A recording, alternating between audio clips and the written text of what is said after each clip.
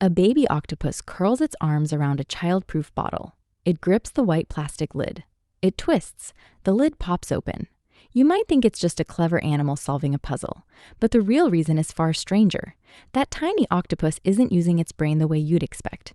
It's thinking with its arms. Its body is a moving, tasting, decision-making network. To understand what you just saw, you have to go back 600 million years. The ancestor of all octopuses split from your own lineage long before dinosaurs walked. That common ancestor was probably a flatworm-like creature with the simplest of nervous systems. Since then, the octopus lineage evolved entirely separate from vertebrates. It developed a shell, then lost it again. It became a boneless, soft-bodied predator in a hard-shelled world. To survive, it needed a new way to hunt. It needed to open things. Its ancient cousins, the nautiluses, kept their shells. They still drift today, their simple brains hidden inside coiled armor. But the octopus gave up its shell entirely.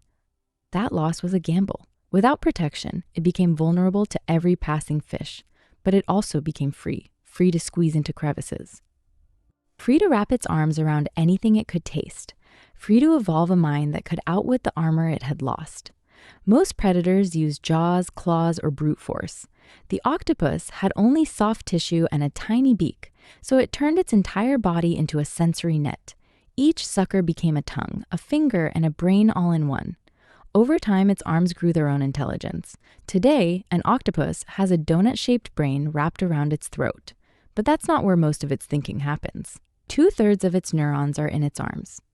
Each arm has its own neural ring, a mini brain.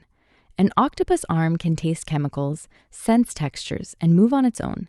If you sever an arm from a live octopus, it will still pull away from pain. It will still try to grasp food. Even in death, the arm remembers. That memory is not a thought. It's a reflex, a pattern etched into the tissue. When you see that baby octopus open the bottle, it's not directing each sucker from its head. It's delegating. The central brain sends a command to explore. The arms do the rest. They feel the ridges on the lid. They smell the plastic with their suckers. They recruit more suckers where the grip is best. They coordinate a twisting motion. The brain simply monitors the progress. A researcher named Godfrey-Smith has called the octopus the closest thing to an alien intelligence on Earth. He spent years watching octopuses in their natural habitats. He saw them solve problems that would stump most mammals. Another scientist, Jennifer Mather, studied octopus curiosity. She found that they don't just learn by conditioning. They explore actively, like a child in a new room. They play with objects for no reward other than the feel of them. That baby octopus opening the bottle is not hungry for a pill. It's hungry for the feeling of something new. In the wild, an octopus's prey often comes sealed. Clams, mussels, oysters, all locked tight. The octopus must drill through their shells or pry them apart. Or, if the shell is small enough, unscrew the two halves by twisting. Some mollusk shells have a spiral geometry. An octopus's arms are built to turn. Think of the physics. Each sucker can apply torque from a different angle. Together, they create a twisting force that no two human hands can easily mimic. The child-proof bottle is just an oyster with a different coat. Octopuses have been filmed carrying coconut shells to use as portable shelters. That requires planning and the ability to hold awkward objects. Again, the arms figure out the grip while the brain focuses on the root. But here's the strange part. The baby octopus in that video didn't learn to open bottles by watching its mother. Octopus mothers die soon after their eggs hatch. Each hatchling is born alone into the vast ocean. It has no teacher, no parent, no pack. It emerges from its egg already knowing how to grip, taste, and twist. The algorithm is built into its skin, so when it meets a plastic bottle on the ocean floor or in a lab, it doesn't see a human puzzle. It sees just another surface that might yield, and it applies the same routine. Explore, taste, grip, rotate. If it works, it eats what's inside. If not, it moves on. Dr. David Scheel has raised octopus hatchlings in captivity. He observed that within hours of hatching, baby octopuses begin touching everything around them. They test the boundaries of their world with their suckers. They learn rapidly what is soft, what is hard, what is edible. He once described an octopus arm as a tongue with a grip. That's exactly what you're watching in the bottle video. A tongue unscrewing a lid. This is not an isolated trick. In 2016, an octopus named Inky escaped from a New Zealand aquarium. He squeezed through a gap in his tank. He crawled across a floor, he slid down a narrow drain pipe, and he vanished into the Pacific Ocean. The escape required feeling the pipe surfaces with his suckers.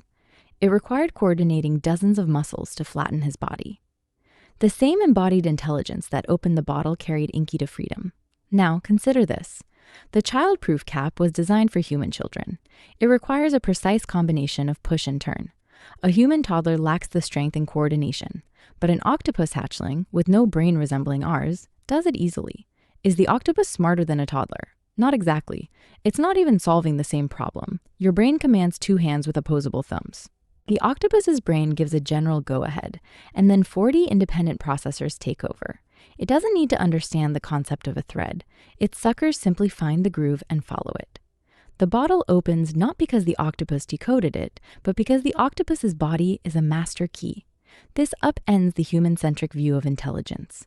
You might assume that dexterity proves cleverness, but for the octopus, the body is the mind. When you struggle with a stubborn jar lid, you're using conscious effort to tell your fingers what to do. Your fingers send feedback. Your brain adjusts. It's a slow loop. The octopus short-circuits that loop. The arm, tasting the surface, makes micro-adjustments before the brain even knows there's a problem.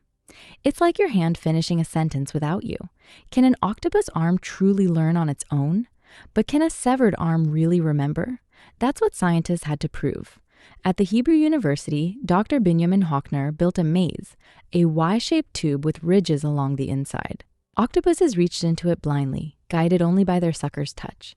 After a few trials, the arm learned to find the shrimp every time. Then Hochner cut the nerve cord connecting arm to brain. The severed arm still remembered the maze. It still curled toward the shrimp without hesitation.